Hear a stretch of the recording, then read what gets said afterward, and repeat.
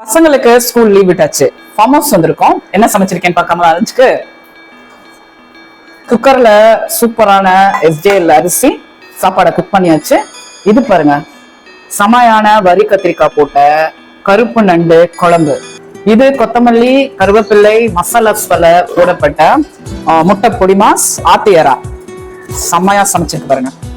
பரிமாறிக்கலாம்.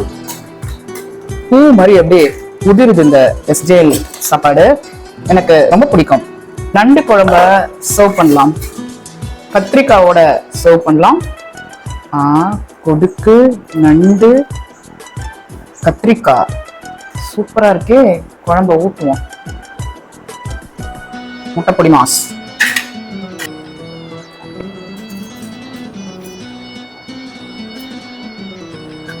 சூப்பரான ஒரு lunch recipe form ஹவுஸ்ல ரெடி. வாங்க சாப்பிடலாம். Happy cooking, happy eating.